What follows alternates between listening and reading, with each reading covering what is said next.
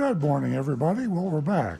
This is a longer hiatus than we expected, but in case you didn't know, we were off the air with a injury to Nancy's leg, and she had some operation. She's back. She's doing fine, and we really have a full crew. Stu's running a little late this morning, but Stu Stewart will be in momentarily, and we're back live for an exciting show.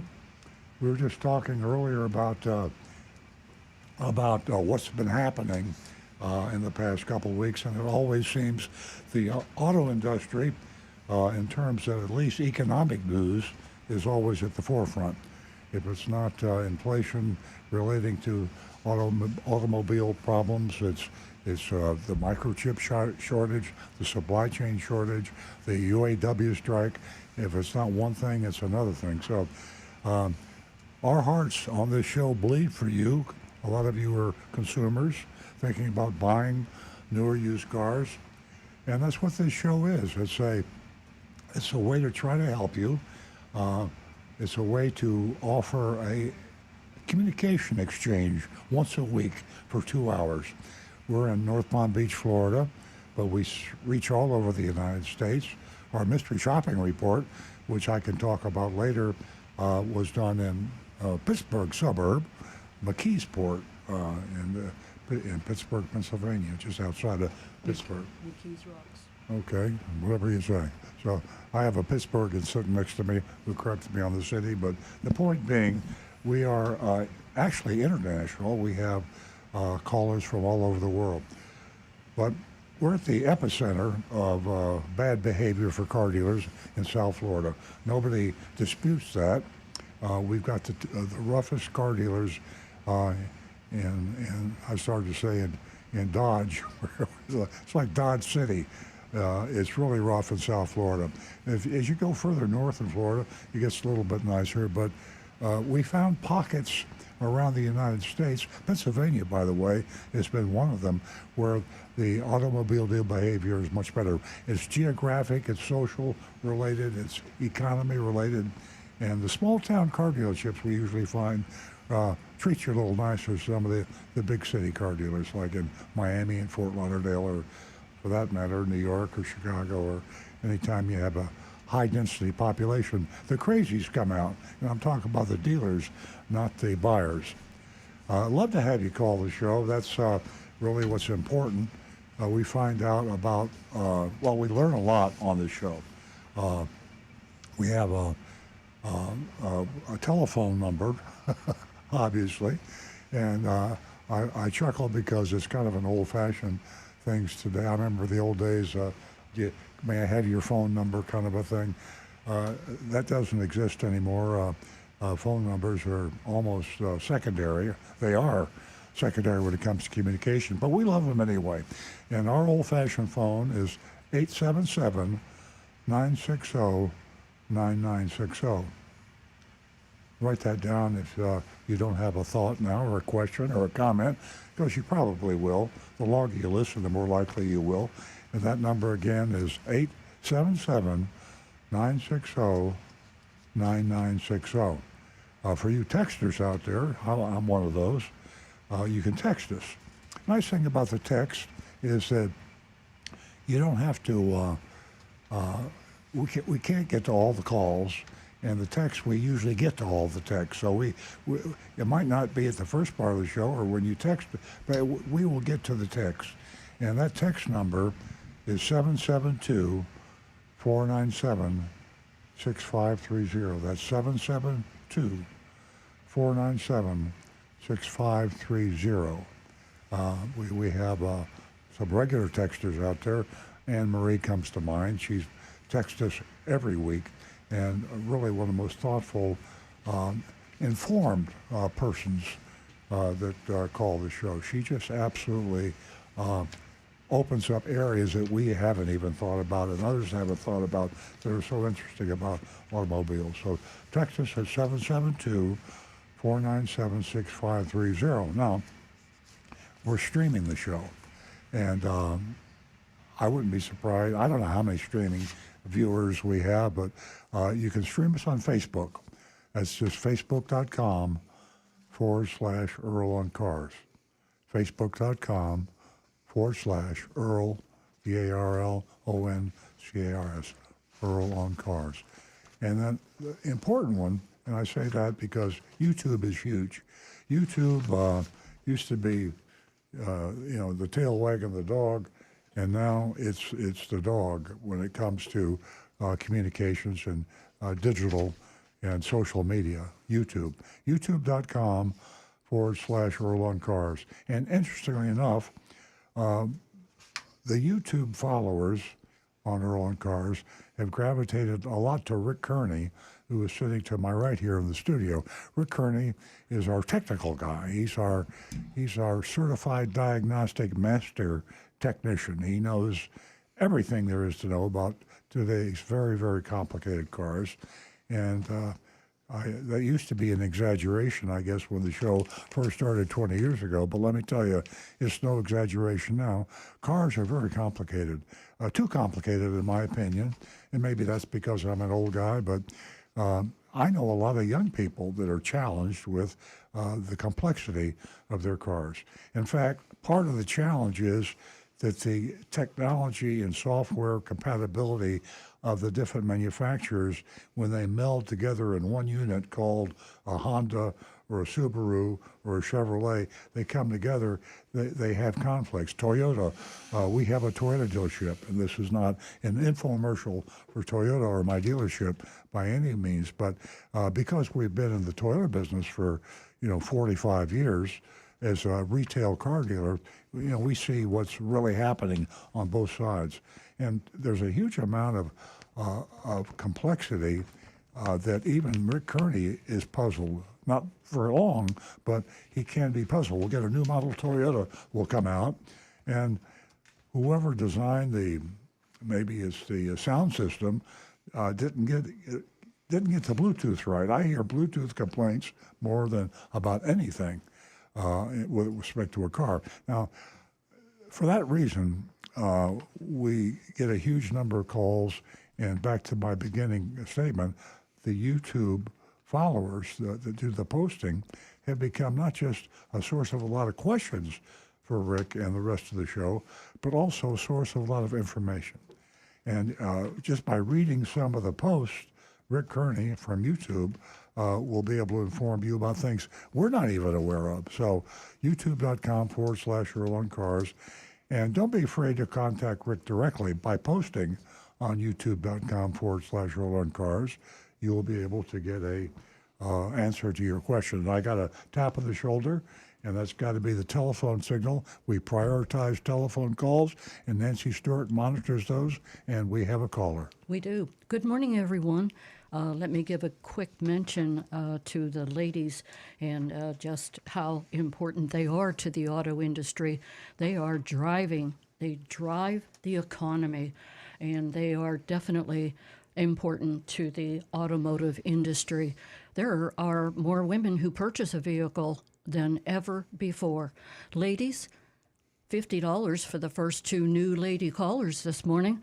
Yes, you can win yourself $50 for the first two new lady callers. You can give us a call, say hello, or if you've had a recent transaction, you can share that with us, anything at all. And you can also get in touch with us at www.youranonymousfeedback.com. Our number is 877-960-9960. Ladies, I'm interested in what questions you were asking about leasing, about purchasing a vehicle. So give us a call. Don't forget our text number, 772-497-6530. We're going to go to Ellen. And we have had an ongoing situation with Al Hendrickson, and that is where she purchased her Camry, and we've been in close touch with her, and the end of the story turns out, well, wait, and you'll hear from Ellen this morning, and she'll share it with you. Earl also wrote a column in reference to Ellen and that purchase. Good morning, Ellen, and welcome. Good morning. You're making me feel like a celebrity. Thank you so much. I just wanted to share with your audience and also to thank you both for helping me, giving me the contact for Larry Morgan, who, owns Al Hendrickson and, other dealerships. And it turned out that I got money back. And I really appreciate it. And I don't feel I could have done it without, your help, and giving me the right people to get in touch with. Yeah. So that's what I think it's really amazing that as many people got back in touch with you, first of all and foremost, Larry Morgan. And I would say you are celebrity status because not every woman has a story like this one. Oh, well, that's nice to hear, and maybe it'll give encouragement to other people out there to, don't accept, if you're not happy with what you paid or what they're offering, and get in touch with, like my mother always said, go to the top. And I did, with your help. Thank you. Earl? Well, I just say, again, to set the scenario, the blog that we wrote, and I think this is the second blog I've written on the subject, is if you have a problem with a car dealer, and this goes with any business, the higher up the line you can go to have your complaint heard, the better off. How many times are you shuttled to a customer relations manager or someone you're not even sure what they do, and they listen to your problem. They say, okay, I'll get right back to you. I'm going through that right now with DirecTV. We have a DirecTV at our home, and we tried to get, we have a problem with one. It's going on for 2 months, and all I can talk to is somebody that they've sublet this customer satisfaction issue to, and I can't get satisfaction. So car dealers are relatively small compared to DirecTV and Comcast and the power company and the rest of it. So trying to go up the ladder. And when Ellen had her issue, she went into Al Hendrickson Toyota, and they charged her thousands of dollars more than they should have. To make it simple, deception, unfair and deceptive sales and trade practices, and everything else. And they took huge advantage of her. She called the show, and was thinking that Al Hendrickson Toyota was owned by Al Hendrickson. Well, it used to be. She didn't know that it had been sold recently to the Morgan Auto Group. I was able to give her the telephone number for Larry Morgan, the CEO, the head of the Morgan Auto Group. I happen to know him personally, and I know a lot of car dealers. And so I said, try to reach Larry Morgan. She successfully reached Larry Morgan and was able to receive a refund of several $1,000s. Does that about sum it up, Ellen?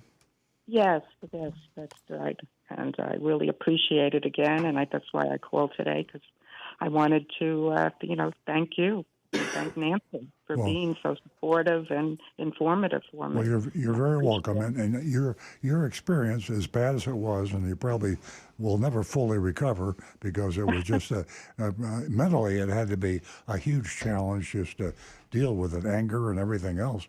But because of your terrible experience, what happened to have a happy ending, it drove home a point, which is when you go into a car dealership.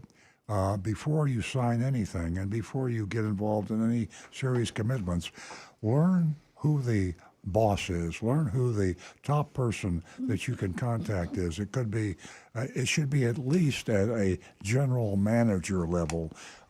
If you can get to the owner of the dealership, as in this case here, we were lucky enough where she could talk to the owner.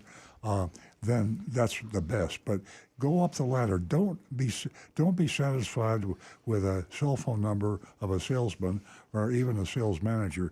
Take it up as high as you can, because if you have a problem, they are 95% more likely to deal with you than the salesperson, whose, by the way, commission could be at stake. If a salesperson has to refund $1,000, that's going to cost him $250 for every $1,000 he refunds, because that's typical commission is 25% of the profit. So that's another reason the lower level employee is not going to give you a fair shake.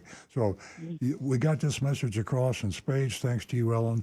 We'll be forever indebted, and please feel free to call the show anytime. We'd love to hear from you. And Ellen, more importantly, there are so many women who are listening, and they need that reassurance that if they do take their negotiating skills and their knowledge, to the dealership, even after they've been taken advantage of, they come out the winner because they definitely are driven, and that's really important for all of the women who are listening, and you are a driving force, and I so appreciate our conversations, our texts, and how things turned out. Yeah, because I bought cars in the past, but I learned a lot from this one. I didn't know. Yeah, because I think things were more open years ago or something, or there weren't these hidden costs. I don't remember so many hidden fees. Yeah. And, Absolutely. It is a learning experience, and there's nothing like word of mouth. Ellen, because we have so many calls backed up, I'd love to talk to you longer, and you're a very interesting person. You have yourself a great weekend, and give us a call thank again. you so much. You're welcome. 877-960-9960, or you can text us at 772-497-6530. www.youranonymousfeedback.com. We're going to go to Lance in Tennessee, and for everyone else that's waiting, I'll be right with you. Good morning, Lance. Well, Earl, Welcome. I got a song for you, Lance. I'll wait till you're done though. I've got one for you. Oh no. I'd just like to say, Earl, you were talking about Bluetooth. There is a cure for that, and it's called a dentist. It's called what? A dentist. Dentist. It's called a toothbrush. I would be remiss if I did not say we've missed you. I know, it's been a long time. Yeah. Well, And Nancy, we're glad you're feeling better, and to celebrate your return, thank Nancy's got a song. Thank you. I've got a little quick tune for you. Well, Earl Stewart, what can I say?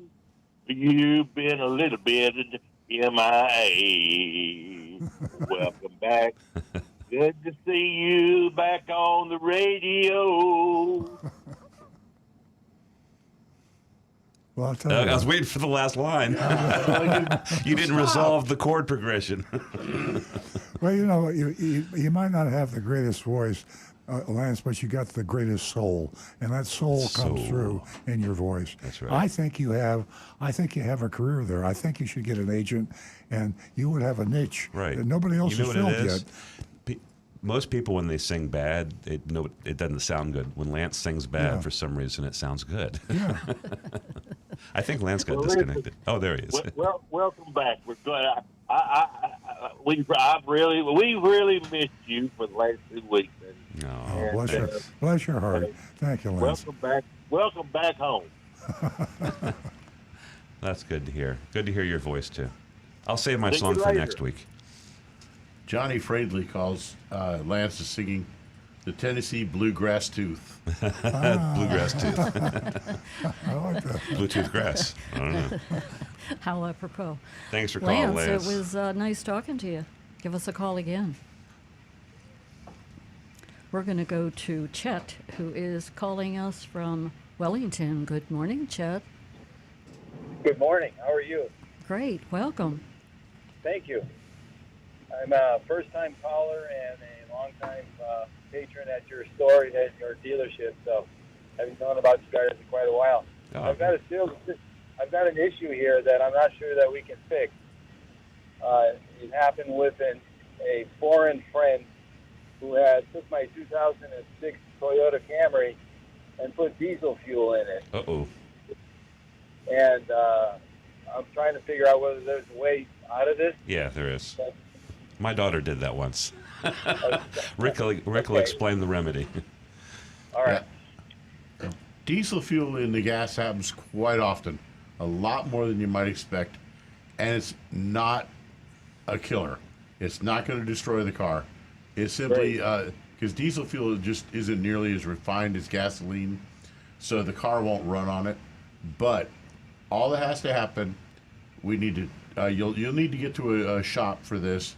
Any good independent, any dealership can handle this. They're going to drain the tank completely, put fresh fuel in there, then pump some of that fuel through to flush the lines with that clean fuel, and then basically just put the lines back together and sit and crank the engine until it flushes all the diesel out with the fresh fuel and gets the car running. That's the basic, simple answer. A lot of shops are going to try to charge a lot of extra. They're going to say, oh, you need to do spark plugs, you need to do injectors, you need the injector flush, you need this, Right. you need that, the other thing. Yeah. You tell them no. I simply want Approximately, you. what would be the cost of a fair job? I'm going to say on the average, you'd be looking at about $500 to $600.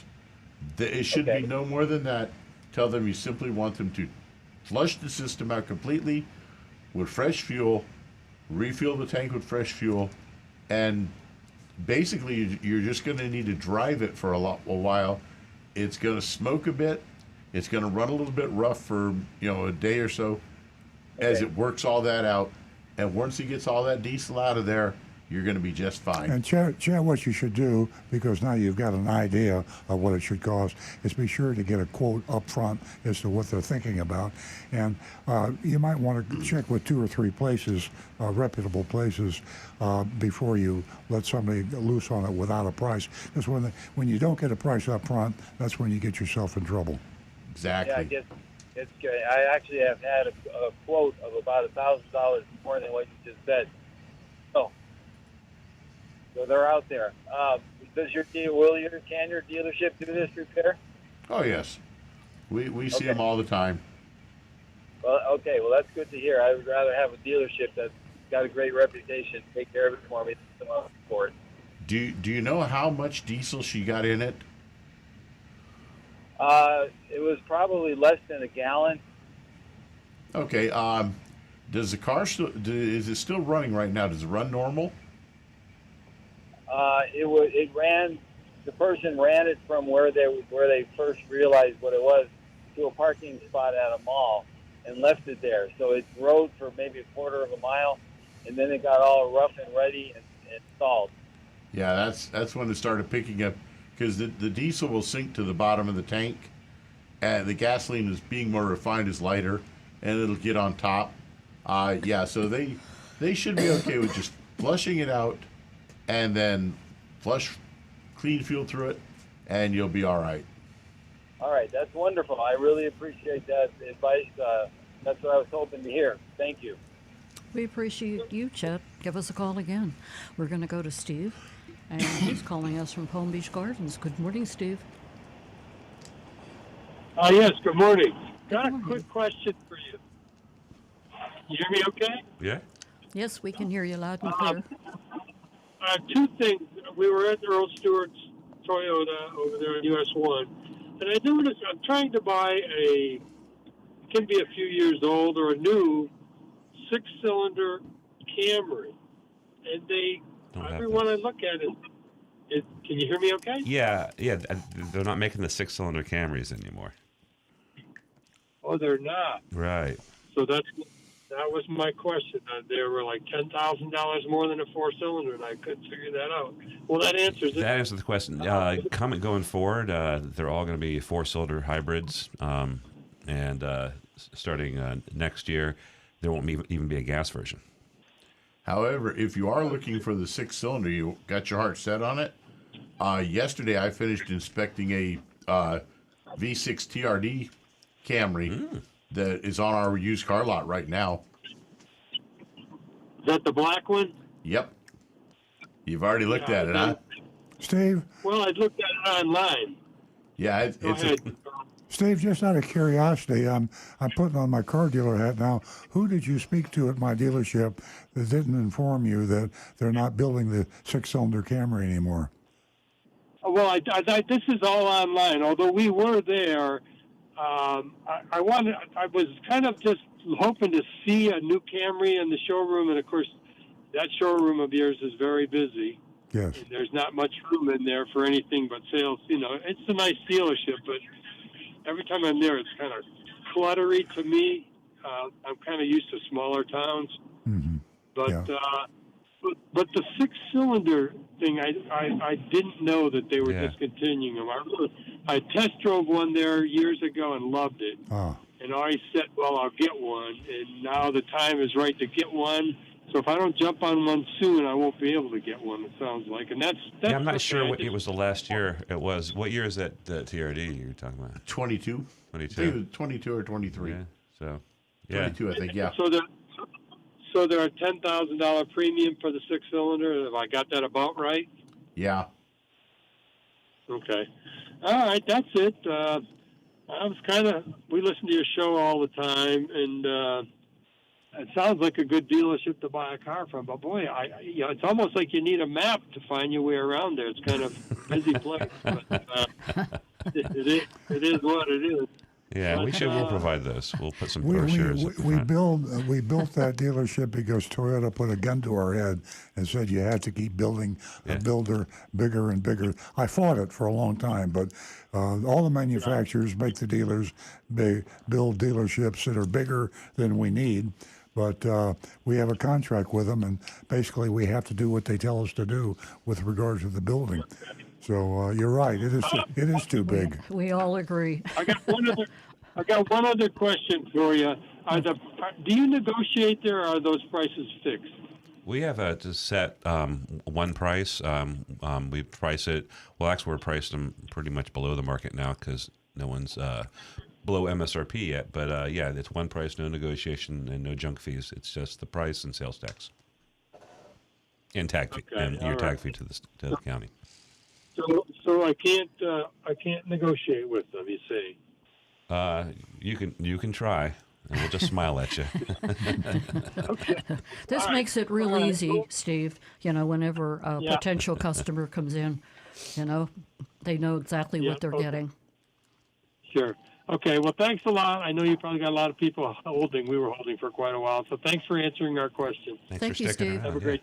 Give us a call again. Our number is 877-960-9960, or you can text us at 772-497-6530. Or go to Your Anonymous Feedback. That's a great way to get in touch with us, youranonymousfeedback.com. We're going to go to Deck in Boca Raton. Good morning, Beck. Good morning, everybody. Nancy, I just want to mention to you, you got a great radio voice. Oh, Pardon me? you have a great radio voice. Oh, well, thank you. And I thought that from the very first show, by the way. Is that right? Yes. Well, I appreciate that. Thank you. Anyway, the last time I called about AutoNation, but I'm not going to talk about AutoNation today because whatever happened with it is good for me, but that's the way it is. But I do have one question for Rick, please, to start. Rick, I noticed on my 2007 Lexus RX 350 that it's making a rumbling sound when I make turns on the front. And I've come up to the conclusion that it's the control arms, and the bushings look worn on the control arms. So I was going to ask you if I was going to change those, which I would do myself. If I bought aftermarket products on that, would that be okay? I mean, if you're doing it yourself, aftermarket, you're totally fine. But I mean, that is quite a job. That's quite an undertaking for control arms because it's doing it yourself on the ground. That's going to be pretty good job. Yeah, there's a lot of bolts. I see. I looked at it. There's a lot of bolts, and I understand that end of it. Now, you're planning on replacing the entire control arm, right? Correct. Yeah, because trying to press the bushings in and out of that, oh, no bueno. It can be done. It definitely can be done. I would highly recommend go somewhere and have an alignment done afterwards because obviously, minor changes in them, your alignment's going to be a little bit out when you get done. But, it's quite a job, but yeah. Okay.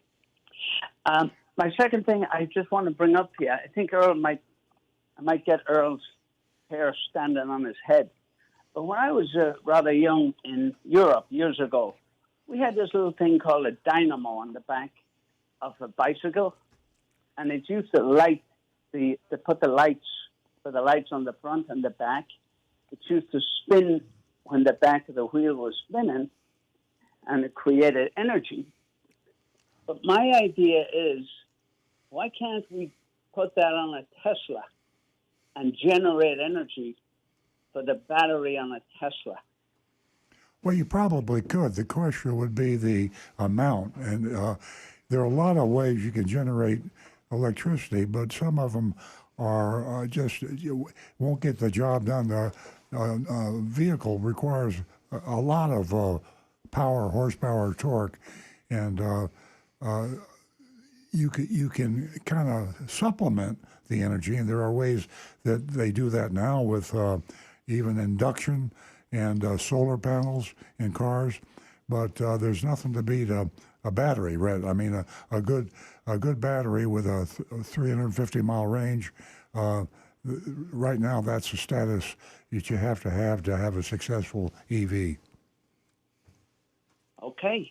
Well, just an idea. I think it was called It is, dynamo. yeah, and that will happen. I mean, eventually there will be something. We'll be taking hydrogen out of the air. We'll be doing something because technology is just exploding now. So I can see a battery electric vehicle without a battery. I don't know how it's going to happen, but if you'd asked me 20 years ago about electric vehicles, I'd say there's no such thing. It won't happen again, but. Technology is surprising everybody every day. Mm-hmm. Well, if we come up with some item Yep. and we take it public, I want to have that guy Stu as the CFO. He looks like a real money guy. All right. All right. Okay. Many thanks. Many thanks for everything. And, I'm going to enjoy the rest of the show. Thank you.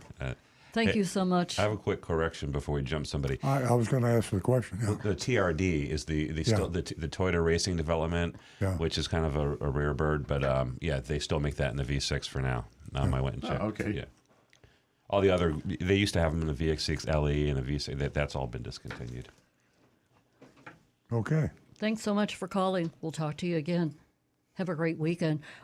We are going to, well, first let me mention again that, ladies, if you give us a call this morning, you can win. If you are a first-time caller, the two of you, two ladies, can win themselves $50 this morning just by calling and saying hello or share your experience with us. We would most appreciate it.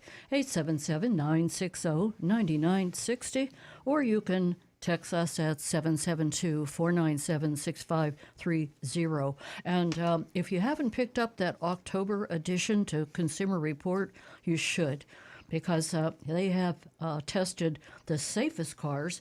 And not only that, they have a list of the safety features that are most important whenever you do purchase your car. 877-960-9960. And like I said, you can text us at 772-497-6530. We're going to go to Meg, and she is calling us from Wellington. Good morning, Meg. Good morning. Welcome back. I listened to your show. Thank you. So I have a question. I purchased a used Acura RLX, and seen records, everything were good, but they cannot figure out how to turn my TPMS lights off. I changed all of them. They said it was the sensors, and I had all four replaced, and they can't figure out how to turn the light off. Any thoughts? Black electrical tape. Did you have the sensors programmed at the dealership? No, I bought it from Used car. a private person. Right. And I brought it to Tires Discount, and they said, yes, that is, there were three of them that were bad. I said, just replace all four of them. And they can't figure out how to turn it off. They tried everything, and they said, I'm sorry, we can't figure it out. Yeah, you probably will have to go to let's see. Try this first. Don't go to Acura first. Go to a Honda dealership first, because Acura is simply the upgrade to Honda. They may be able to program the sensors there. I know with Toyota, our sensors, we have to have a special scan tool dedicated to Toyota that we have to go in and retrieve a code from the sensor and then tell the computer this is the code that you're going to look for. And it's kind of like pairing a Bluetooth to your car, but you have to have the codes off the 4 sensors and program it to the car. And we have special tools that can pick those codes up with it. Let's see. We have new information coming from the internet. That I'm sure they would have already tried this one. Okay. Which is turning the key on and press and hold the reset button on it. But if the sensors have not been programmed, They ain't gonna do anything. that won't work. Nice try, Dad. Okay. Yeah, I would start with a Honda dealer. Why don't you say you're sure they And- try? You say they've tried it. Do you know? It says here.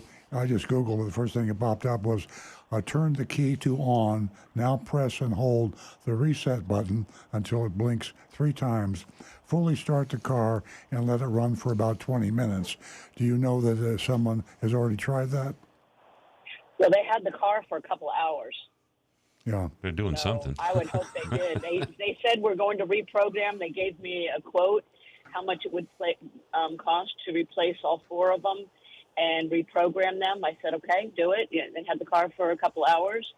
Got the car back. It didn't go off. They said give it a few days. Gave it over 10 days. Is that something that they would now really do?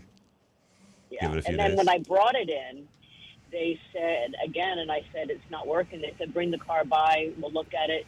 The gentleman was nice, and he said we've done everything we can, and we can't turn them off. My guess is they didn't sorry. use Google, so Google it and give them the answer, then bring it back in and say, now try this. Because I've said, there's 3 or 4 sources of Google, and they're all identical. They say exactly the same thing. So, That might have been in the ASC training manual, though. yeah. You know, I mean, they're so either or. I don't know. I don't want to cross this guy over here, but I say bring it to the Honda dealer. Well, This yeah. first guy already had their shot. Yeah, but take it to the Honda dealer and let the Honda dealer look at the Google. What I'm saying today in my introduction, for those who didn't hear my introduction, cars are so complex today. Google how to program it. A lot of people, including the technicians, don't know what's going on. But Google how to program the TPMS. I do, though. Yeah. Yeah, Rick knows what's going on. Rick knows what's If going you on. Google it, it'll say to program it, they're going to say you're going to need an OEM scan tool of some sort. Hey, Meg, I think it's a great idea for you to take the information that we just shared with you today and go back to that dealership. It might be, well, somewhat intimidating. Nothing like a woman to get things done, right? Correct. You're right, Nancy. All right. Well, thank you for the information, and I enjoy your show every day to work. Thank you most. Have a great weekend. All right. 877-960-9960, or you can text us at 772-497-6530. And I was talking about the Consumer Report earlier. There's a lot of information in the Consumer Report. They have an article that they did on junk fees. We also were taking a look at the 5 safety essentials that are on in that October edition. And the automatic, number 1 is automatic crash notification. 2, improved handling. Isn't this great? Automatic emergency brake, that's the AEB. And then there's the more protection for, guess what? The rear seat passengers. Boy, do they need it. So pick up that October edition, and you'll find everything that you need this weekend. And they do have the safest cars also. Okay, 877-960-9960, or you can text us at 772-497-6530. And Jonathan has alerted me that if you want to watch us live, go to Earl on YouTube, Earl on Cars, and you can see us right there. For now, Facebook is down. So we're going to go to Marty. He's a regular caller. We love talking to Marty. Good morning. Good morning. I missed you for the last couple of weeks. I just felt really bad when I saw your text asking if we were live, but how would we answer that? Yeah. Well, if I could answer it on the phone. Oh, yeah. But anyways, I got 2 items. First of all, I got a big insurance increase, so I said I'm going to try USAA and see what their price was. They were only $2,800 more than I was paying now. So Anybody, Wow. I don't have any idea how people think that it's a cheap car insurance unless you have something, but they were terrible. Marty, what deductible are you asking for quotes on? 200. How much? 200. 200. Yeah, well, that's pretty low. That's too low. Yeah. But I It mean, could be. it's the same one I've got, and the one I'm paying 2,600 on a year, and they want it 5,400. Yeah, more and more people are what they call going bare with auto insurance, and you have to own the car with no financing available Right. to even be able to do that. But we've reached a point where the insurance is so high that it's almost unaffordable for a lot of people. So I can't. I'm shocked at USAA. I think if you keep on trying, I assure you. How many quotes have you gotten so far on your insurance? I got a couple other ones that were all higher than I'm paying, so I'm just sticking Would with you say mine. you've had a total of more than 5 quotes? No. Well, get 10 or 15. I mean, I know that sounds nutty, but you'd be surprised the variation. There are companies out there that will shop your insurance for you, and I don't even think they charge a fee. I think they'll get their remuneration from the insurance company.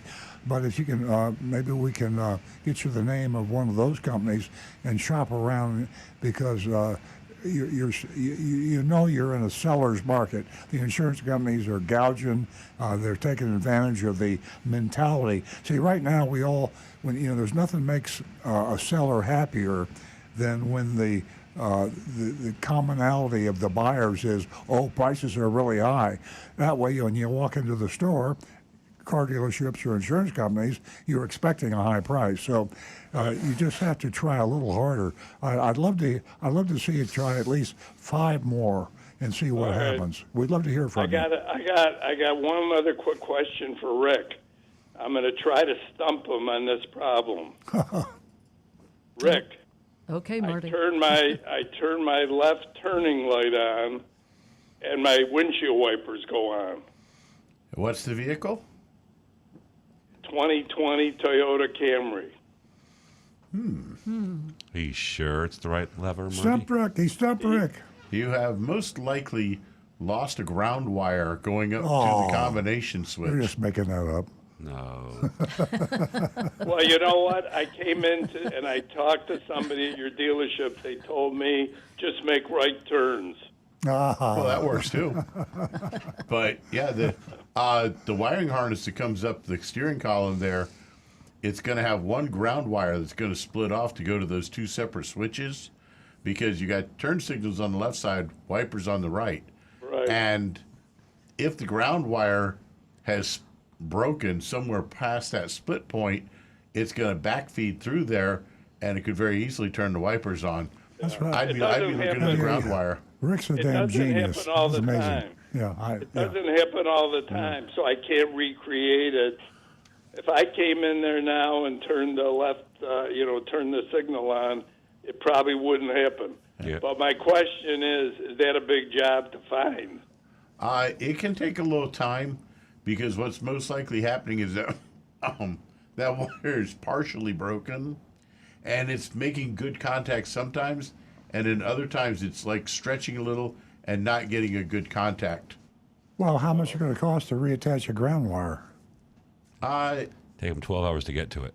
Well, actually, No, I'm just if kidding. we just wanted to try a quick test of it, I would just tap a new ground wire on somewhere, run it to a piece of bare metal, Yeah. and say, see what happens. Okay, and if it And worked, charge 1 hour labor. If it worked, how long would it take to? Cost them $150.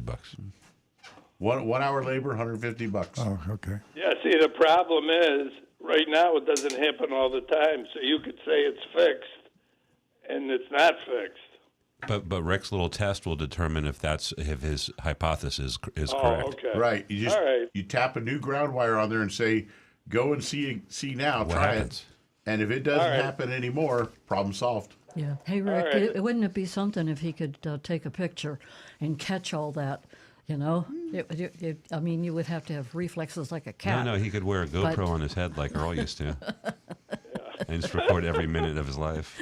All right. Well, what I'm Hey, going to hey, do Marty. is, Marty, yeah. what can you mention the insurance companies that you went to or you got a bid from? Well, the only one is my current one is Allstate, and they raised me. But when I went to USAA, I said to the guy, "Listen, I don't want to." That was only a $5,400 is only a 6-month quote, so that's over $10,800 for a year. So I said to the guy, "Well, are you sure you have a computer that works?" Uh-huh. You know. Yeah, definitely. I was just amazed at Consumer Reports, as you heard the past couple of weeks, or maybe a month ago, that how their report turned out. Their survey results, and USAA came out on top. And I would imagine there's more to it than what they're reporting. Like Earl pointed out to you, and also NJM. Insurance group, and there's insurance groups on this list that I've never even heard of. So Yeah, well, I'll try. Like Earl said, I'll try a few more and see what they come up with. yeah, it's a good idea. Thanks so much, Marty. We love talking to you. All right, stay on the air, please. Thank you. We will indeed. Don't get injured. Don't have any more surgeries, Nancy. 877-960-9960, or you can text us at 772-497-6530. Don't forget, you can text us at 877-960-9960. And your anonymous feedback, don't forget that. And ladies, I'm still waiting to hear from somebody. First 2 new lady callers, $50 this morning. Just give us a call. Okay, we have Gary calling from Jupiter. Good morning, Gary. Good morning. Good morning. I have a quick question for Earl. Okay. Does your dealership honor Southeast Toyota coupons? Southeast Toyota what? What kind of coupons? Oh, coupons. It's a conventional oil change. Yeah, we honor coupons, yes. Yeah, You do honor them? Yeah. This is an interesting question. Before you get into the subject, we have no power to restrict their coupons that they have for our service department. And the objection I have to Southeast Toyota and Toyota manufacturer is the fine print, and we don't like coupons with fine print. And that's the way theirs are. But it's always been a source of argument between me and Southeast Toyota when they start sending national ads out or regional ads There's out. also with the coupon, if you follow me, there's an extra junk fee at the end There's of the a junk transaction. fee at the service department, and all the other dealers charge it, and we don't. And so, as Stu said, they deliberately put a low price in on the coupon. Obviously, that's the reason you want to have a coupon, to get a low price. And then you expect a low price, and you come in, but the fine print says there's a shop fee, miscellaneous supplies fee. It's lower than it otherwise would be at that dealership. Yeah, exactly. But we don't charge that, so we get kicked in the butt by it. Exactly. Well, whatever. I purchased a Toyota from your dealership, and I've had my service work done there ever since. I appreciate it. And ever since I purchased Toyota, I've been getting emails from Southeast Toyota with these coupons. Yeah. They push the service because they sell us the parts. So if you get an oil change, the Toyota dealers come through Southeast Toyota.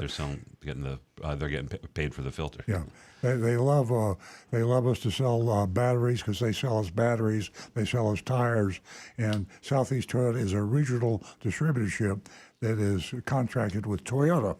They also charge us more for the cars than the other Toyota dealers. If you're in New York, you pay Toyota less for a Toyota than if you live in the Southeast United States. That's a secret that nobody wants you to know. But Southeast Toyota does charge its dealers in the 5 Southeastern states more than the Toyota dealers in the rest of the United States pay. So if I bring this coupon in from my service, then I can get the coupon price. Yes. With no They shop can, fees added. With no junk fees. No shopping. Absolutely, Gary. And Gary, stay tuned for our mystery shopping report this morning. That'll come to the audience at about 9:30. Just an example of this fine print. It's just it gets worse and worse, and it's just it's a nuisance. And we went out to, I believe it was McKees Rocks, Pennsylvania, right, Stu, at Jeep Dodge. Yeah, near in the Pittsburgh area. Yeah, Jeep Dodge Ram. So stay tuned for that this morning. Okay, I sure will. Okay. Thank you very much for your information. Thank you, Gary. It was great hearing from you. Bye. Ladies, $50 for the first 2 new lady callers. Give us a call, 877-960-9960. We're going to go to John in Palm City. Good morning, John, and welcome. Good morning to everyone. Good morning. We mentioned today Consumers Report. Each issue gets more fabulous than the other one. The December issue just came, and this is how they update on everything. They had a test. Well, they tested a lot of products. And on page 42, they updated the common type of battery, which is a Series 24 and 24F. They updated it, and from July 2023 this year, they recommended for that number for the Series 24, the Napa at that time, I think the Napa was I don't know what model exactly, it was a Legend. Now the new report, it says Interstate MTP-24 Megatron.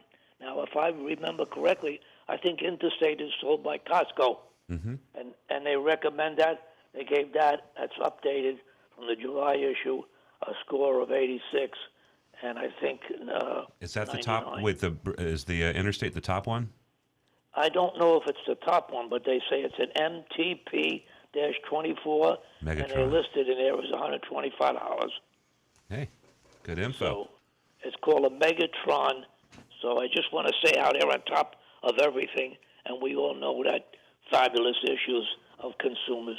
And then the second thing I want to mention, 3 weeks ago, Nancy herself mentioned the battery tender. So I have a neighbor that just came back 6 months exactly that they were gone from their place in New Hampshire. They had their car on a battery tender. They came in and they started it up on the first shot. Nice. The battery tender was left on there for the 6 months. But again, I recommended to them that if they still got somebody, I'll do it even, to just move the car because they had flat spots on the tires. But after a few miles, they wear it up, wore it out, and it made it even. But again, Nancy mentioned this battery tender, which is very reasonable price, and here it is, 6 months, and bingo. Perfect. First shot, the car started up. Oh, thanks so much, John. I love when a plan comes together. Yeah, exactly. Evidently, everyone heard about it, and what a great story. Nothing like coming back from your vacation and being able to start your car up. Thanks for that, John. On the very first spot, first start, bomb, right over. So yeah, boom. That's a fabulous story. There it is, boom. Yes, I wanted to mention that, and that's thanks to Nancy Stewart bringing up that point. There you go. Thanks, John. Thank you, guys. Welcome back. Have a great weekend. Thank you for that. We enjoy your company. Ladies, $50 for the next 2 new lady callers. You win yourself $50. I'm going to go to Patty, who has been waiting from Fort Lauderdale, and she is a first-time caller. Good morning, Patty. Good morning. You won yourself $50, Patty. Great. Yeah, and if you stay on the line after we're done talking and share your contact information with Jeremy in our studio, he'll give it to me, and I'll get that check out to you. Beautiful. I try to listen in the morning. I don't always catch the show, but I have been. And I just wanted to say hello and thank you for the information that you all give. I'm having a little car trouble myself. I go to turn the ignition, and it doesn't do anything. And then I turn it again, and it doesn't do anything. And then I turn it again, and then it starts. I just had a new battery put on the car, and now I'm thinking it's either the ignition switch or the starter. Just don't know how to go from there. My car does say reset your key, and then I heard just yesterday if you turn the key like 6 times back and forth, maybe that'll reset the key. Just not sure what I should do. What type of car is this? This is a 2011 Ford Focus. Okay. Has 71,000 miles on it. The first thing I would double check is make sure the battery terminals are tight. Yes, they are. Okay. The next thing I would be checking on this is the ignition switch itself. I don't know about the reset situation because I'm not too familiar with Ford's immobilizer setup, how their chip keys are operating. But if they say cycling the key on and off a bunch of times might reset that, I would give that a try. That's only take you 10 seconds to do. But yeah, the next thing I'd be looking at is make sure the connections are all tight at the ignition switch and possibly the switch itself. However, when you turn the key and it doesn't start, do you hear any sort of a click from under the hood? Well, I didn't for a while, and then I went to the store and bought a new battery, and the guy says, yeah, it's ticking, which I couldn't hear from the inside of the car. But there again, the battery finally really died. So then I could hear the clicking. So then I put in a new battery, everything's nice and tight, still have the turn ignition problem. And I think maybe I wore the battery down, or it was 3 years and I needed a new one, but... Yeah, batteries can fail in Florida just about any time, really. And unfortunately, we see a lot of them get what's called a dead cell inside. And when that happens, that battery will just quit. It'll be strong as an ox one day, and the next day it's gone. As a matter of fact, I just had to put a new battery in my truck 2 days ago, and it was only 4 years old. But they can go quite easily. I'd be looking at the ignition switch next, and looking to make sure the contacts are all tight, and that it's getting a good voltage signal across that ignition switch. Okay.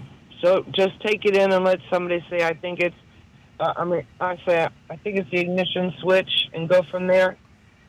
And turning the key on and off, I just Googled that, is the way to reset the ignition switch. I'm looking at it right now, and there's a 8-step procedure, which is it's really interesting. About you turn it off, you turn it on for so long, but you might just Google that reset ignition switch for your Ford 2012 in the model, and you can follow the instructions. You sound like you're pretty savvy mechanically, so if you Google that, you give that a try. There's about 8 steps. You might be able to reset that switch.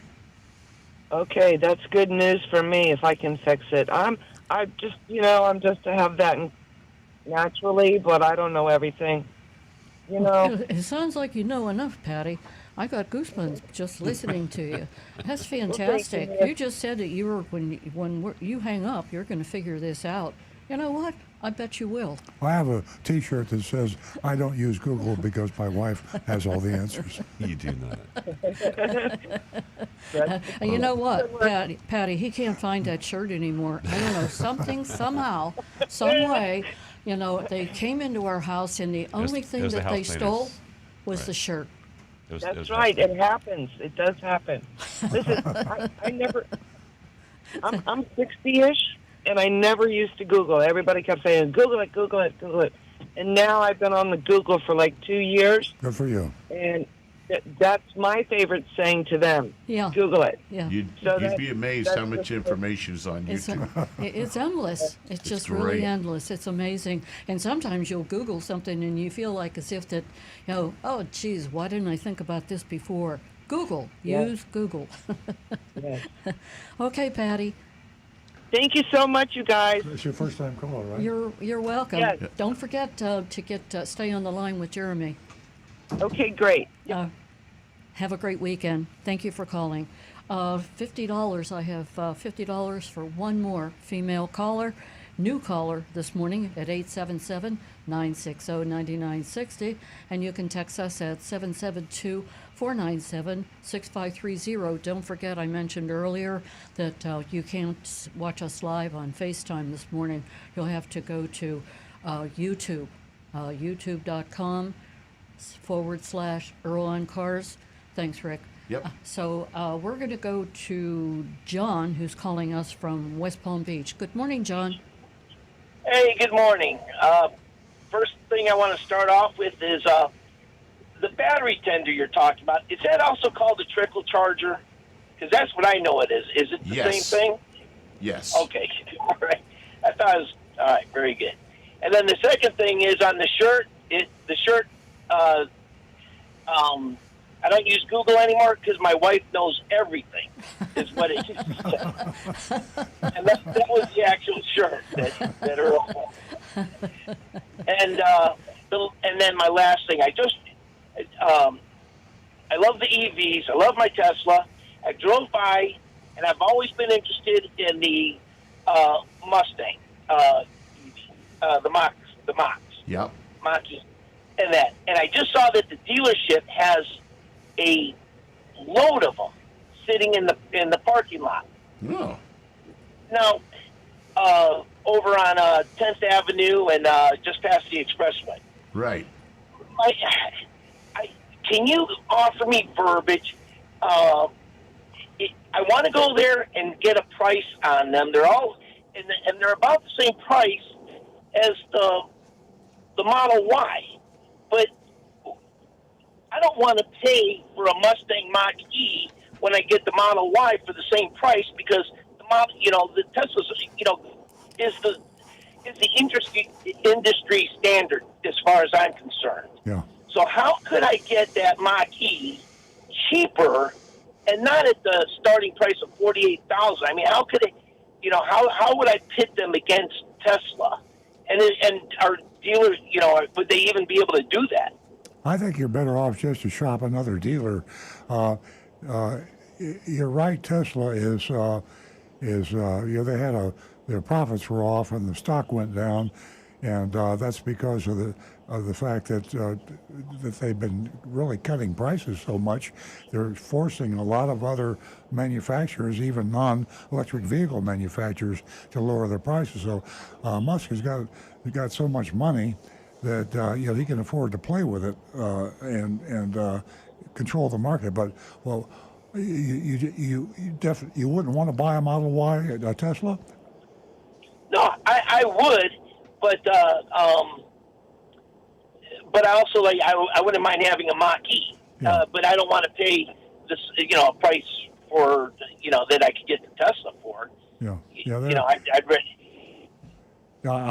If you want to buy something and use Tesla Y as a competitive thing, that's okay. But you're better off to shop within that family of the same make dealer that you're trying to buy the car from. Dealers are pretty insanely competitive, and if you can get an out-the-door price from dealer A, you can bet that dealer B will beat it, and then dealer C will try to beat it. That's the only way to drive the price down.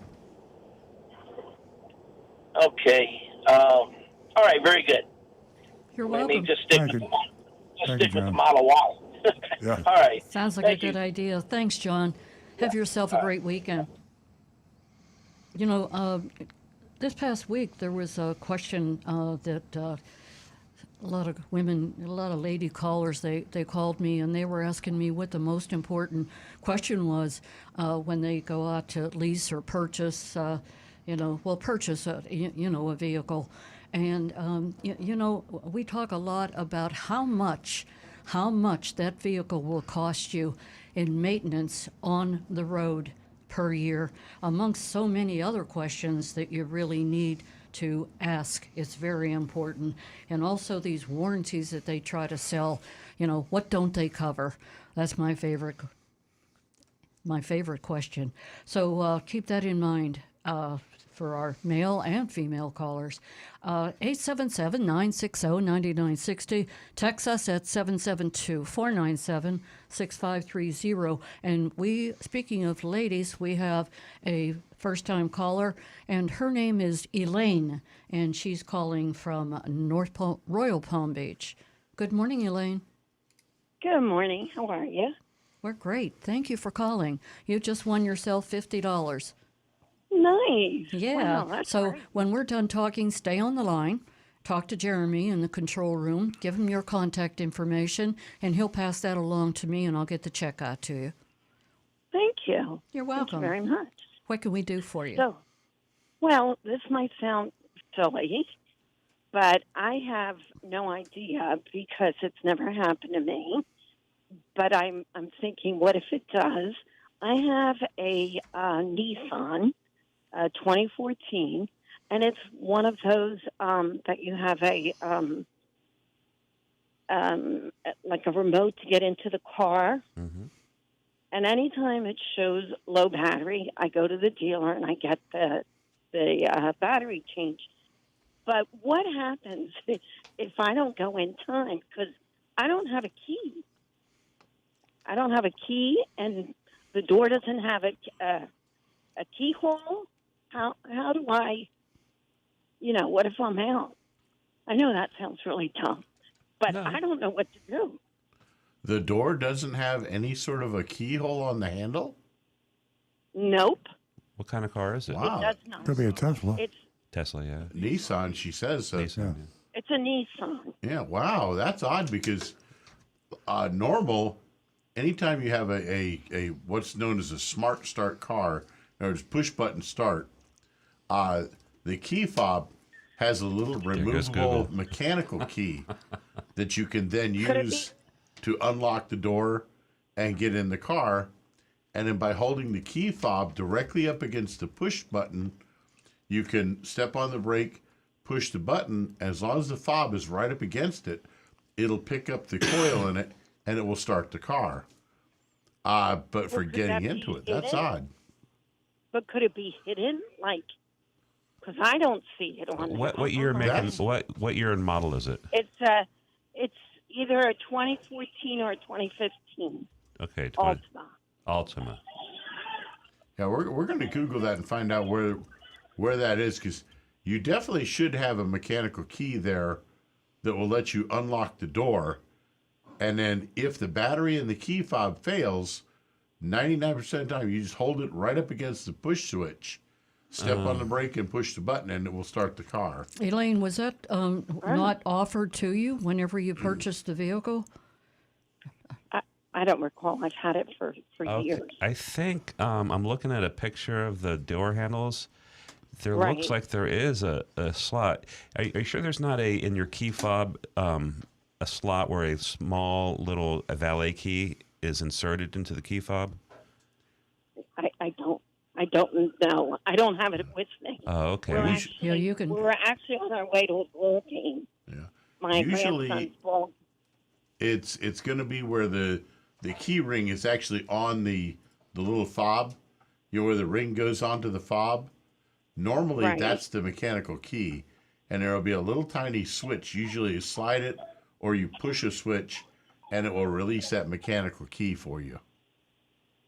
Okay, well, I'm gonna have to play with it, but Yeah. I'll see if I can figure it out. Yeah, and check for that valet key that's in the key pot.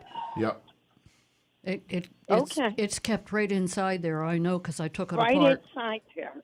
Oh, very interesting. Yeah. I think you can do it, Elaine. You can do it. And call back if you have any trouble. Yeah. And if you need any information, go to Google. I always go to Google. That's right. Elaine, have yourself a great weekend. It was great for you to give us a call. Thanks for supporting you. the platform here for the ladies. And it's amazing, as I mentioned earlier, word of mouth is just amazing. And women are a very important part of this auto industry. For any dealer to ignore that is financial disaster. Thank you for your call. Thank you. Have a great Have a weekend. good day. Thank you. Okay. 877-960-9960, and I think it might be time for me to take a break. And the text number is 772-497-6530. And I'm through over here on the X screen. Guys, do you have anything? I do. We have, I kind of feel bad because I think we confuse some people with our absence. But I have a text from 2 weeks ago from Anne Marie. This morning she just texted hopes that we're all well. Oh, good. And let us know that we're coming through 5x5 on YouTube. Oh, cool. And the radio. Oh, great. But she had an interesting question from before, and we're getting around to it now. Good morning. Beauty is in the eye of the beholder. Dealer showrooms are full of gorgeous, shiny new vehicles. Unfortunately, no automaker can have an entire line of beautiful vehicles every year in and out. Sometimes a design will show up that makes one wonder, what were they thinking? I chuckled when I read that. What vehicles would you say were so ugly they might be considered cute? And Anne Marie's nomination is the American Motors Gremlin, and I agree with her.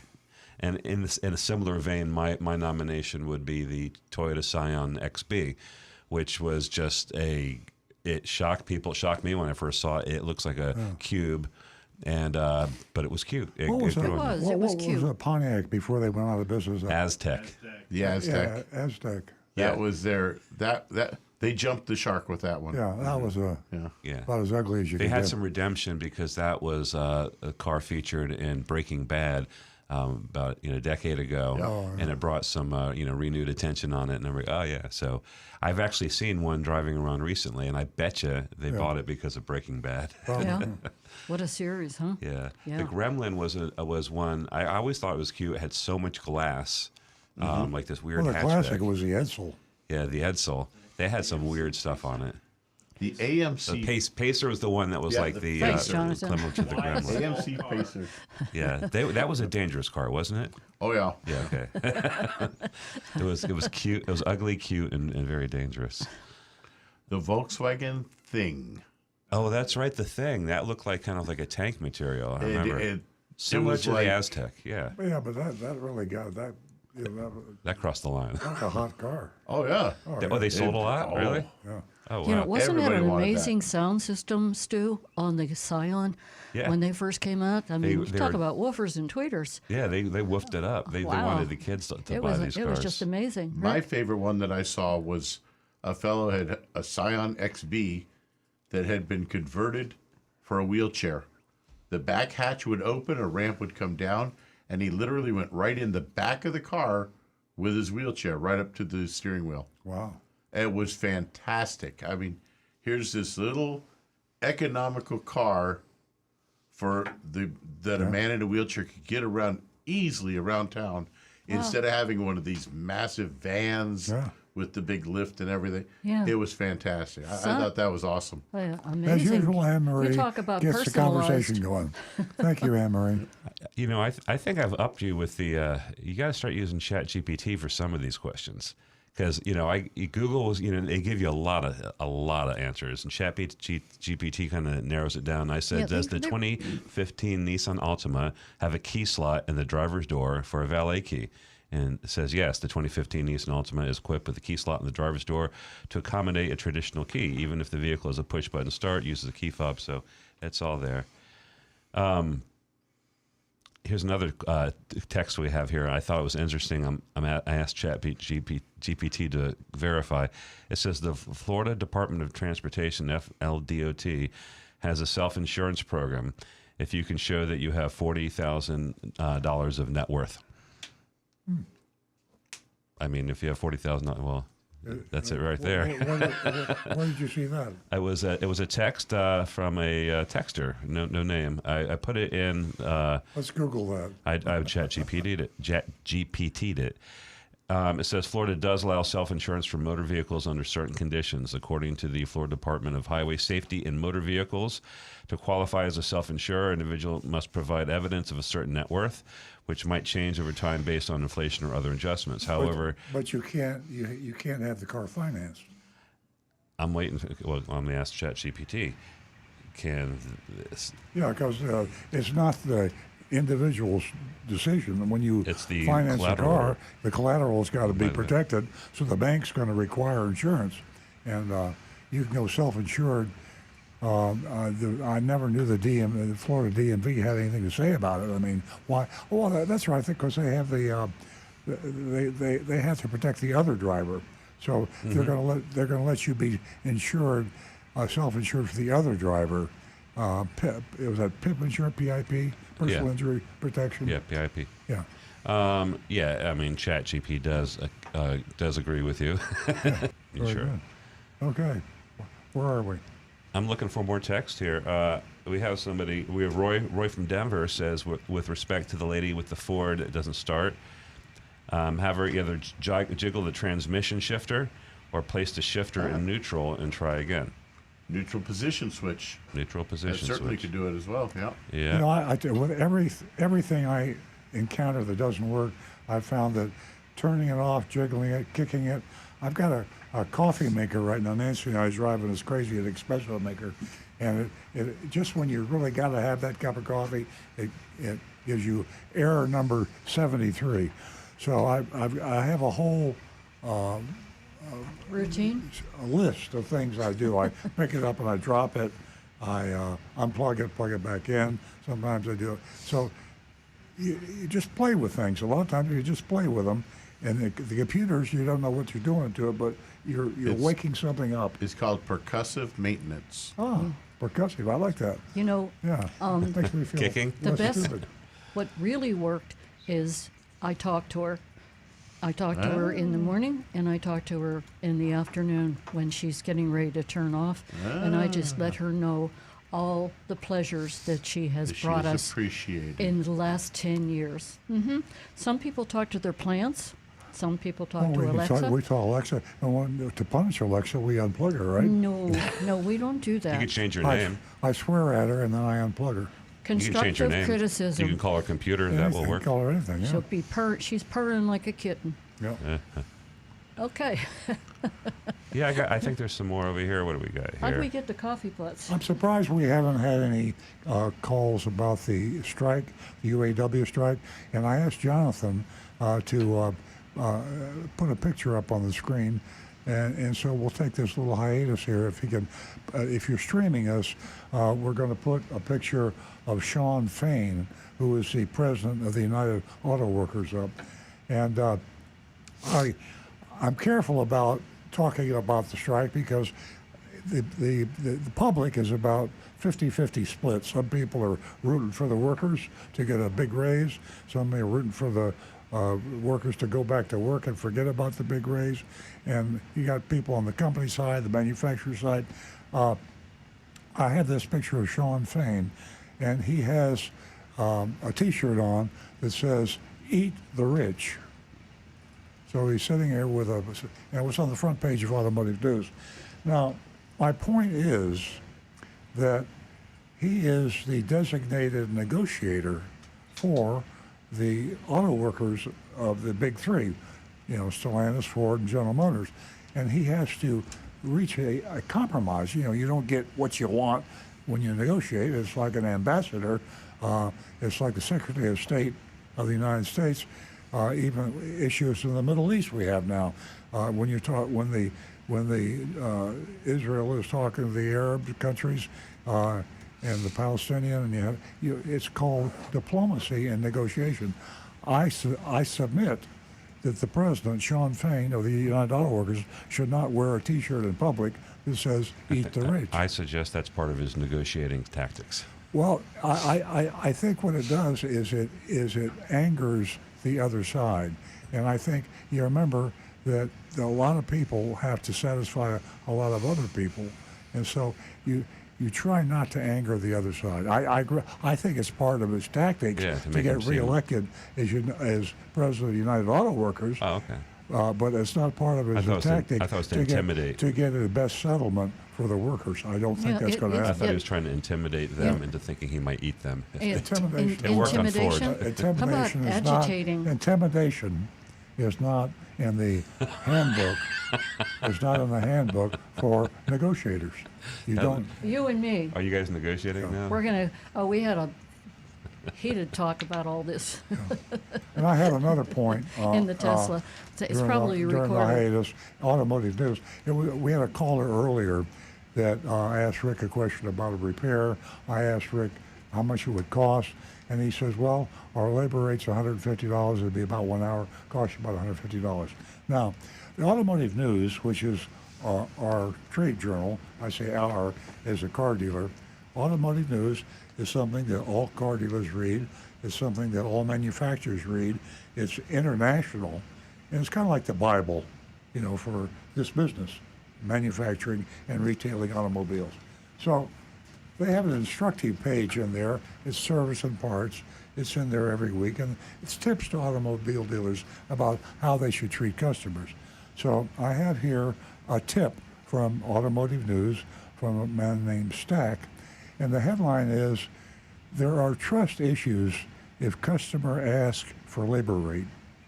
Now, I'm not going to read the whole thing, but basically they say, if you train your customers and you train your service advisors in your service department properly, you never have to let them know what your labor rate is.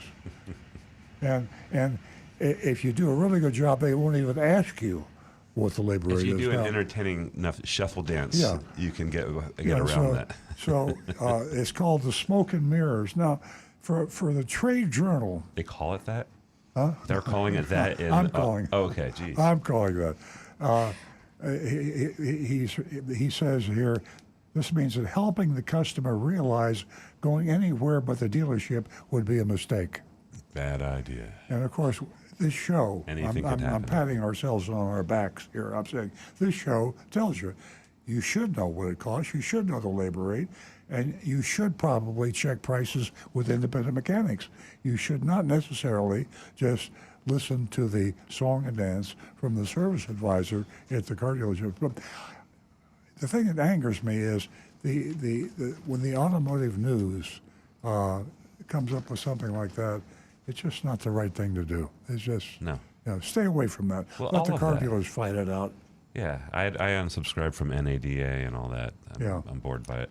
Your thoughts, Rick? You wouldn't want to hear them. We all want to hear your thoughts. I got a quick question for somebody. I want to know about your degrees. I know that your degree at UF was in physics, but at Purdue it was industrial. Yeah, it was a Master of Science in Industrial Administration. It was basically a business course for engineers, scientists. So if you're a graduate scientist, I was a physicist. If you're a graduate engineer, I could be an electrical engineer. Anyone with an engineering or science degree can go to Purdue and get a degree in using your technical skills towards a master's degree in business. Okay, so it was industrial administration. Yeah, exactly, yeah. There you go. I answered the question. But it's not a Master of Science, not a Master of Yes, MS. Arts. Yeah. Not an MA, an MS. MS, exactly. Let's see. Oh, this is from this morning. I thought I was catching up here from the last couple of weeks. Rick, this is probably up your alley. It says, I have a 1998 Isuzu Trooper that I love. The alarm started going off intermittently, especially at night. The door locks work part-time. I put batteries in the remote and manually tested all the locks, hood, and rear door switches. I've been Googling the problem, and all I can get is how to disable it, which I don't want to do. I purchased an alarm sensor and relay, but they haven't installed it yet. Could this be the solution to fix it? It's possible. Mm-hmm. They're not saying whether it was installed as an aftermarket device or a factory unit. Right. If it was installed aftermarket, quite often what they do, they'll use what's called a T-tap to connect to the wires. I would go back to each of those and double check, make sure they're getting a good connection, because they basically, it's a little plastic piece that wraps around the wire, has a little metal tab inside that will slice through the insulation and connect with the wire inside. Oh. But if it doesn't get a good connection, then you're going to get weird operation. Yeah. So maybe somebody already tried to do that and it wasn't done well? Possible. Right. Very likely. I hope that helps. And I think we're not caught up.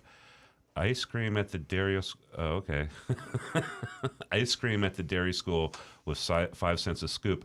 That came from the texture. Want to know your address? Did they have an ice cream at the dairy school at Purdue? Say that again. Was there a place called the Dairy Scoop at Purdue in the town? Ice cream place that you knew about? Yeah, absolutely. Wow, who is this? Do I have a name on the Dairy Queen, yeah. Yeah, there was. Okay, so it was 5 cents a scoop. I don't have a name on the texter. That's Jay. I'm sorry. This One is of my from favorite Jay and places. Dairy Queen. Dairy Queen, yeah. Love Dairy Queen, yeah. We grew up on that one. Dairy Queen with the curl on top. Okay. Oh, by the way, it is a factory unit on the Trooper with the alarm. So the next thing I'd be checking are the ground wires. There you have it. You'd be amazed at how often just one loose bolt holding that ground wire can cause all kinds of nightmare issues. Sounds like today the ground wire has played a prominent role. All right, I'm all caught up. You got anything going over there on YouTube? Yeah, well, I think let me just clear something up that I oversimplified earlier, is that the labor rate, and I said you should ask the labor rate, and you should. The thing to remember, the labor rates that car dealers have are not the clock hour. I mean, why do they call it an hour? That's a good question. It's called the flat rate hour, and it comes from a handbook that you get from. You can buy You could buy a handbook that have higher of hours than the manufacturer's handbook would have on labor rates, and. The point is, it is a good job to shop and compare not just the labor rate, but the actual cost of repair. The point is that a skilled mechanic like Rick, and I don't mean to insult you by calling you a mechanic, you're I've been called worse. Yeah, I know you have. I've called you worse. I'm only kidding. Earlier today, in fact. You called him a grease monkey once. But if you're skilled like Rick, the flat rate, the allocated hour for repair, Rick might be able to do it in a half an hour or 45 minutes. In fact, a good technician would typically be able to do it in less than the hour, flat rate hour. So it's misleading. And so in that sense, it's really not a good idea to get into the hours, but into the ultimate cost of the repair. Get your estimate in terms of total cost. And one other thing just to note is that a lot of common jobs, things like that, mainly maintenance, but some repair that are common. It's job price, so it's lower than the actual rate because they're competitive things. So it's usually you run into like a repair where you're coming up against the dealers. If you don't understand all that, here's what happens: you bring your car in. And maybe you find out that they're going to charge you 2 hours, and their hourly rate is $150, so it's going to cost $300. So you give them the car, they drive in the shop, you go in, you get a cup of coffee, and you come back out, and your car's finished. Well, it wasn't in there for 2 hours, and they're charging you for 2 hours, so now they think you're a bunch of crooks. Well, you might be a bunch of crooks, but it wasn't because it was out in less than 2 hours. Yeah.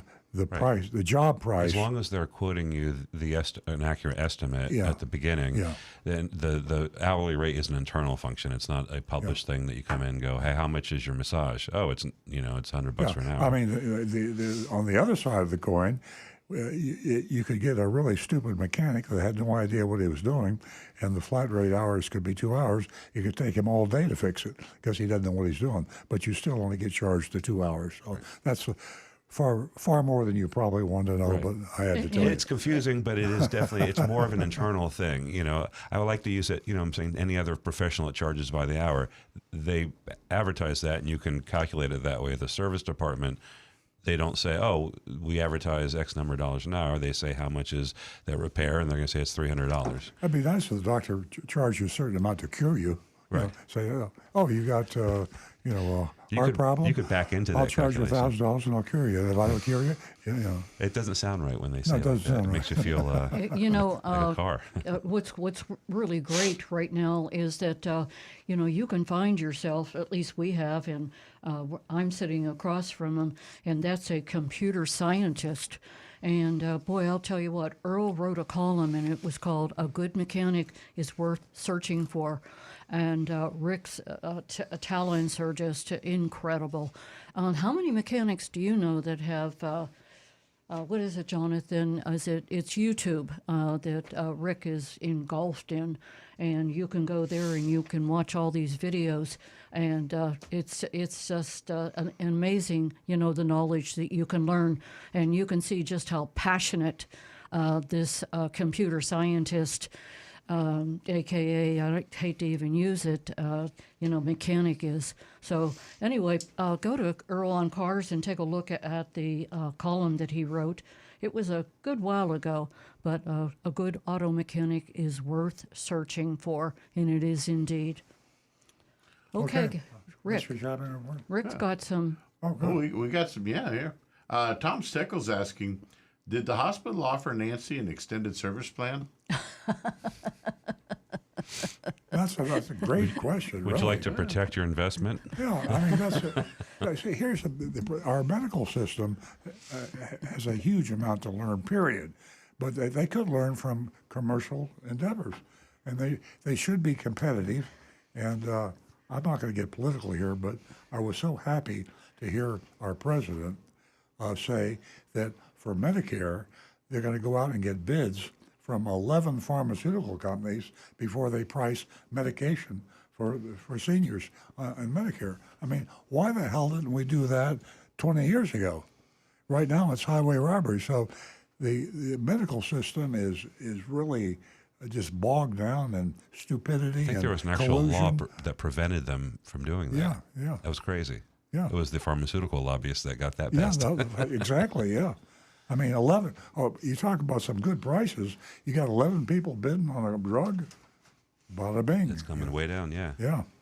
Okay, I think that, Rick, do you have a quick YouTube for us? Yeah, I got one interesting one. Steve Magg says, I've been reading about GM, Ford, Toyota, and Volkswagen cutting back on electric vehicle production due to soft sales. What is your forecast for EV sales during the next 5 years or so? Well, they're cutting back because Tesla is dominating the market, and they're cutting back because Tesla's ahead of them on production techniques, technology, acceptance. I mean, there's a huge positive feeling about Teslas. So they just encountered a monster. And that's the reason they're not selling the cars. I was shocked. There was one of the major manufacturers, Lucid. Yeah, Lucid. Listen to this. This will shock us, you, Stu, and Rick and Nancy and Jonathan. In the last quarter, in the last 3 months, Lucid, national manufacturer of vehicles, worldwide Lucid, sold 1,457 cars. Wow. I mean, we almost sold that many cars in the last quarter in one dealership. Yeah. And we did actually. And to think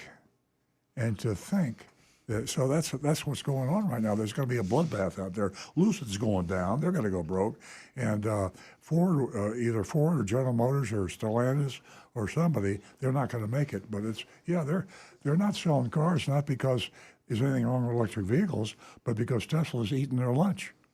There's got to be a real alternative to that. Yeah. Speaking on the same thing, how does Jeep? They're losing quite a bit of money, aren't they? Apparently they are, and I'm shocked. I thought they were making a ton of money, but Stellantis is losing a lot of money, and Jeep is supposed to be.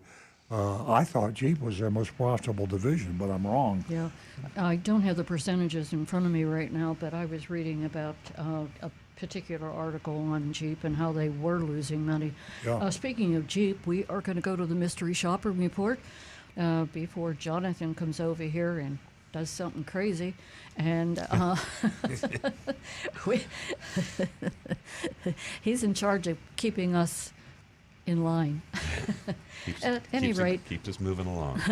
We are going to go out to McKees Rocks, just outside of Pittsburgh, and Agent Lightning did another fabulous job, as she always does.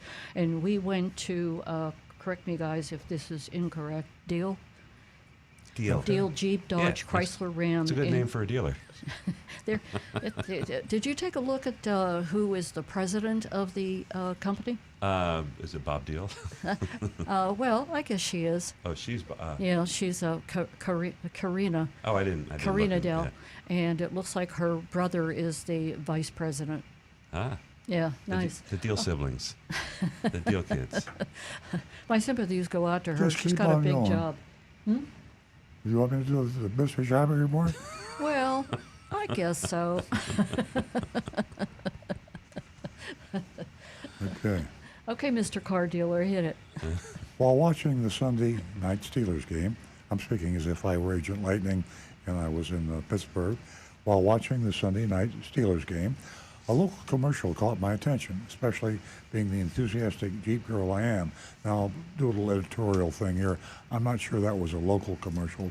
We'll talk about. I don't think it was, but it was certainly. She did see it, and it was during this, the Steeler game in Pittsburgh. So it seemed like a local commercial, maybe. It was for Deal, Chrysler, Jeep, Dodge, Ram, and it promised 10% off MSRP on a new Jeep Wrangler 4XES. That's EV Jeep Wranglers, electric vehicle Jeep Wranglers. Now, that's a huge discount today in today's market off MSRP. I decided to check out Deal, Chrysler Jeep Dodge R, whatever that is. Ram. Ram, yeah. They got like, it'd be like if Toyota named their thing. It's Camry, Corolla, 4Runner, RAV4, Highlander. Yeah. I mean, talking about marketing and confusing names, I know I'm digressing here, but here's a company called Stellantis, and nobody knows who they are. Well, they are. I'll tell you who they are. They're Chrysler Jeep, Dodge, Ram, and what's a Chrysler? When's the last time you saw a Chrysler? I saw a used one the other day. I didn't. Yeah. At any rate, this dealership is on the other side of Pittsburgh, just outside of the suburbs. I arrived early in the afternoon. A lineup of EV Jeeps greeted me at the front of the dealership. Spotting the, I love this, Earl Grey EV Jeep Wrangler Sport 4XE, a model I'm quite familiar with. Where do they get these names? Earl Grey. That's a lovely, it's a tea. It's a really nice tea. I was drawn to it as I entered. A salesman greeted me. Hello, my name is JJ. And we have a great grandson named JJ. How can I assist you today? JJ said with a smile. I saw a commercial during the Steelers game last night. Is this Jeep electric vehicle available? I asked. Yes, it's available. Would you like to take a look at it today? He responded enthusiastically. I nodded, then added, I also saw a promotion during the game. Do you know if that offer is available here? Now, this is one of the reasons I suspect it was not a local ad, because he said, yes, we do. Are you interested in leasing? We can provide the tax information up front off the MSRP if you do. Well, that's not the reason I think it was not. It's because they had to go check when they found out I had a copy of the ad. I said, I'm more inclined to buy than lease. We made our way to the Wrangler. As we approached, JJ said, you seem to know a lot about Jeeps. Do you even need a test drive? I chuckled. It wouldn't hurt. The MSRP of the 2024 Jeep Sport EV was $55,670. The Monroney label was affixed, which is refreshing. We've had a series of events where they were not affixed appropriately to the rear window, and there was no addendum to be found. So far, things are looking great. After a short drive, JJ, with a hint of hope in his voice, asked, so are you thinking of buying or leasing? He just asked me that. Buying, I responded firmly. He nodded again. Back inside at his desk, JJ requested, could I have your license, phone number, and email? I reached into my bag, did everything, and handed it over. I also showed him a picture I'd taken of their ad on my TV, the one with the 10% off MSRP. Now, I don't know if you've ever done that, but it's not easy to take a picture of an ad on TV. I mean, you got to be fast on the trigger, and because they flash the fine print on in a heartbeat, And I'm an expert at that Yeah, because I you've love to take taken a them. lot of them. I have taken a lot of them. Reflexes like a cat. But Nancy will hear a crash in the kitchen. What are you doing? Well, I was trying to get a picture of the TV screen. I tripped over the stool. So that's. After providing the information, JJ briefly excused himself. On his return, he said, "Sorry to bother you, but I need to show your phone with the ad details to the sales manager." Now that's the reason I thought that it wasn't their ad, because the guy probably said, "What is she talking about?" Yeah, exactly. I suggested he take a pic with his phone instead. Take a pic of my pic is what she said. I would have said, "I'll text it to you." I didn't want to give him my phone, Right. so he took a Yeah, I picture don't of blame my. him. He left about 8 minutes later. JJ returned, his expression a bit crestfallen. Uh-oh. "I've got some disappointing news," JJ said. "The promotion is only for the 2023 models. Sadly, we don't have any in stock, and we haven't for the last couple of months." The 2023s. Yeah, 2023. Yeah, we're all out of 2023s. All out of 2023s. And it is 2023, right? It is. I thought so, yeah. We got all nothing but 2024s now, though. "However, my manager has an offer for you at invoice price." Whoa, yeah, right. The infamous invoice. He slid a paper across the desk for me to review. He said it was the original factory invoice for this vehicle. It showed an original invoice of $55,633 onto the worksheet, the proverbial worksheet. Top line labeled market value selling price was MSRP of $56,670. They showed a discount of $1,033, making the adjusted price $55,633. What JJ said was invoice. Then they added $9.99 for the famous Zurich shield. Zurich, that's a good name because Zurich, Switzerland, reliable, honest. Sounds like banking. Neutral, yeah. Yeah, neutral banking. Yeah. Secret bank accounts. And a $4.99 duck fee. These are junk fees, of course. Wiping out the discount and putting a price a few $100s over MSRP. Upon checking the fees, I pointed out I'm not sure about the Zurich shield. JJ quickly countered, handing me a sheet. There are a lot of benefits. It protects against damages like bird droppings, scratches, and more. Taking a deep breath, I replied, "Thank you for your time, JJ. I had a feeling this might be too good to be true. I might wait for the right deal." "I understand," JJ responded, looking slightly disappointed. "If you need anything, here's my personal number." Well, it's one of the nicest things he could have said. I mean, that's good. Give his personal cell phone number. I'll give it on the air, 412-275-3814. Call JJ for a good deal. Right. Anyway, I want to hold up this picture of the ad, and you won't be able to see any better than I could see on the television, but that's the picture of the advertisement. You see the fine print? Of course you don't see the fine print. It looks like it's part of the road. You can't see the fine. Yeah, it looks like part of the road. And I couldn't see the fine print with my magnifying glass, so I sent it to Jonathan here in the studio, and I sent it to Rick, and I sent it to Nancy, and I sent it to Stu. And Jonathan apparently has got this incredible ability, and none of us could read it, but Jonathan did. And he had to print it out twice, and he probably had a secret way, but he did read it. And this is the fine print exposed there. You'll never see that again. Now, in the fine print, I'm not going to read the whole thing to you, but basically, this is a line I love. "This incentive is offered by a third party."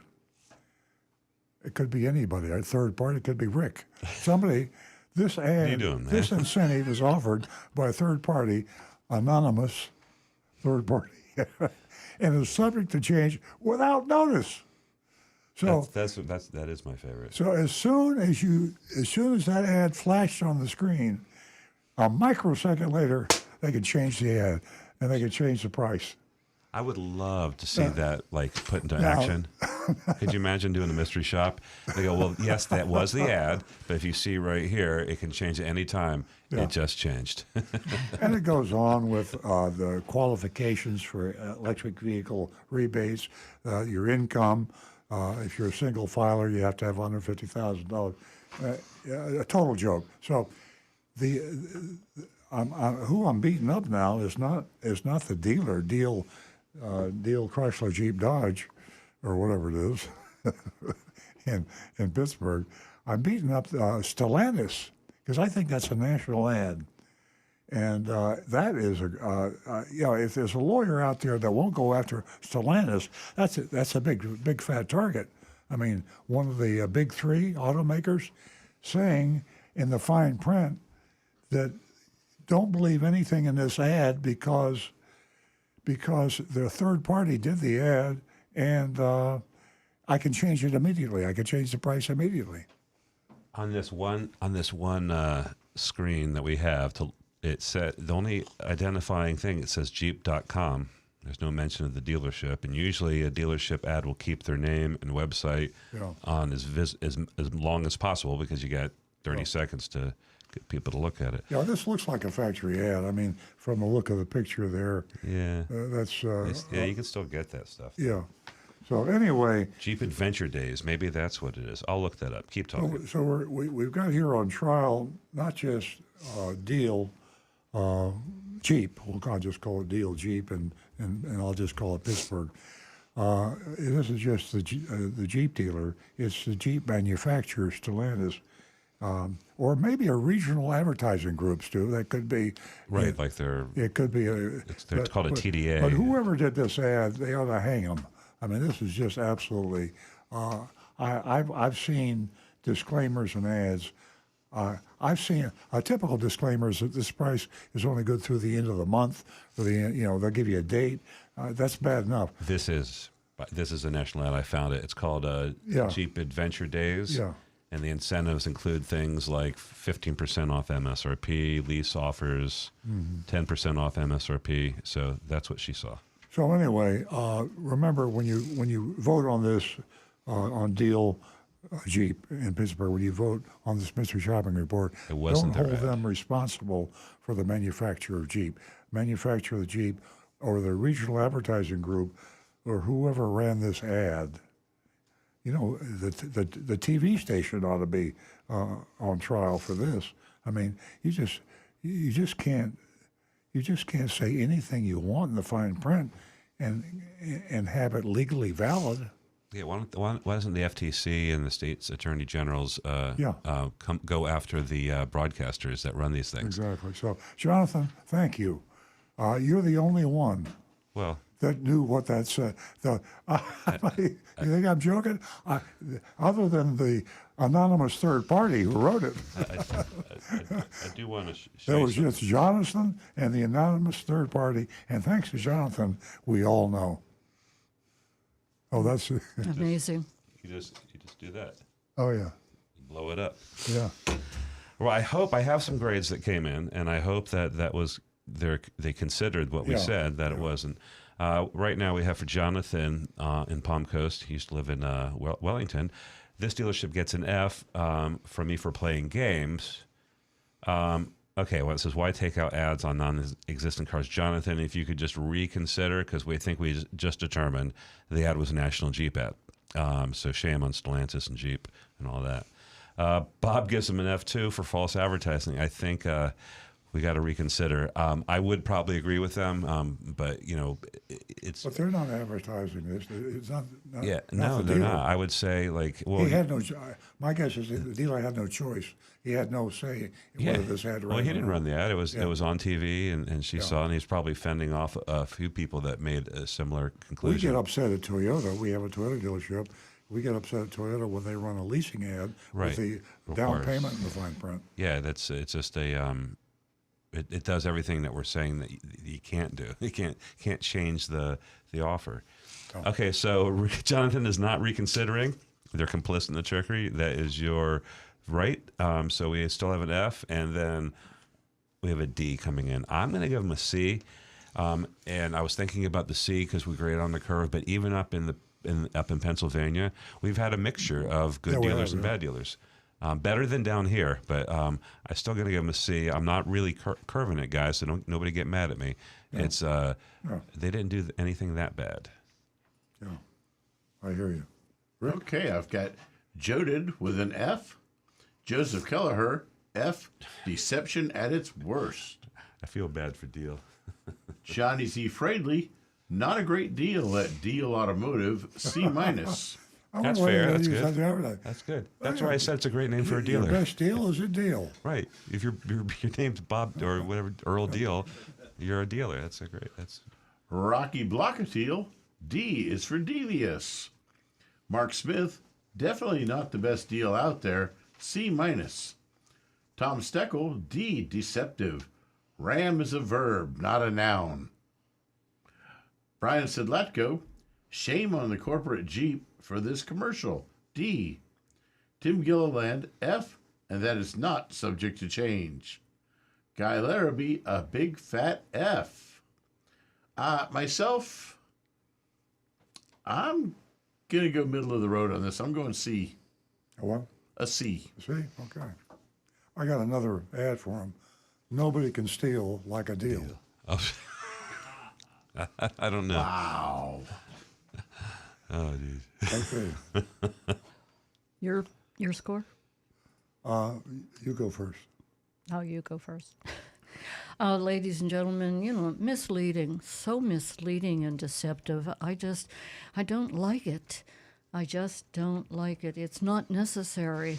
Here you are, you get your hopes up, you want to go in and you want to, you see this advertisement, $6,903 under MSRP. That's Are you awesome. excited? I'm excited. I was. It just isn't necessary. And I'm not sure, and I don't care why it happened, but for Deal, I give them an F. Ooh. I'm gonna have some mercy on them because, like our experience as a dealer with Toyota, and all the manufacturers violate the Federal Trade Commission rule against modifying the value, the price in the fine print. They all do it, and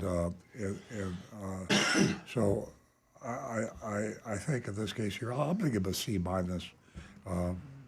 I think. Yeah, they did have Zurich. I forgot about the Zurich. Yeah. So give a C minus, and there we go.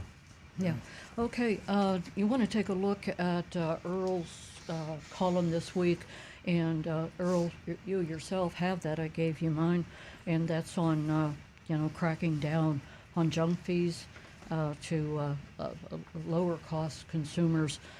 It is a great read. I'm sure we're all just disgusted with junk fees. You want to call them junk fees, fine. Dealer fee, there you go. So you want to take a look at that. You can, if you didn't pick up the Florida Weekly, you can pick up the Hometown News, and you can find the article right there. Or go to Earl on Cars, and you can find that article also. Ladies and gentlemen, we've come to an end of another show. We do appreciate your company. You definitely make the show. And we will be right back here next week at 8 a.m. Have a happy Halloween. And I get my stitches out next week. I'm very excited. Thank you. Have a wonderful weekend. Bye-bye.